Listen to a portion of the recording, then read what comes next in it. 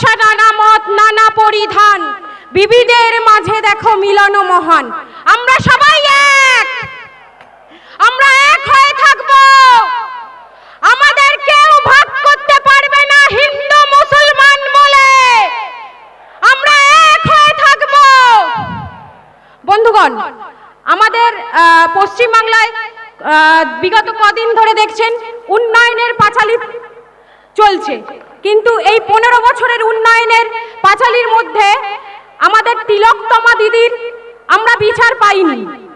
কিন্তু আরএসএস এর দুর্গা মাননীয়া ব্যানার্জি যখন ভোট আসে তখন মনে পড়ে এই বাংলার মেয়েকেই চাই, কিন্তু আমাদের তিলকতমা দিদির বিচার তিনি দিতে পারেন না। 9 বছরের তামান্নার বিচার তিনি দিতে পারেন না। আমরা রাস্তায় থাকবো নারী নিরাপত্তার জন্য। কি থাকবেন তো মায়েরা? এইভাবেই আমাদের রাস্তায় নেমে লড়াই করতে হবে তৃণমূলের চোখে চোখ রেখে। এটা 2021-এর আইএসএফ নয়, 2026-এর আইএসএফ। এটা নবান্ন কোম্পানিকে মনে রাখতে হবে, পিসি ভাইপোকে মনে রাখতে হবে। রিঅ্যাকশনের পাল্টা অ্যাকশন হবে এবার থেকে। আর ভাইপো বলেছে ভাঙড় দখল করবে। ভাইপোর জন্য ভাঙড়ের মা বোনেরাই কাফি, ছেলেদের লাগবে না, মা বোনেরাই এবারে বুঝে নেবে ভাঙড়ের। তাই আমরা নারী নিরাপত্তার জন্য আমাদের রাস্তায় থাকতে হবে। লক্ষ্মীর ভান্ডার দিচ্ছে, লক্ষ্মীর ভান্ডার সরকারকে দিতে হবে।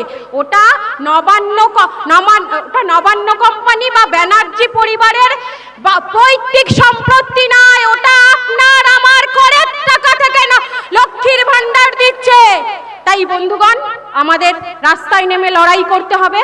আমরা সবাই একসাথে লড়াই করব, চোখে চোখ রেখে লড়াই করব। 2026-এর বিধানসভা ইলেকশন হবে হলো চোরদের বিরুদ্ধে, চাকরি চুরির বিরুদ্ধে।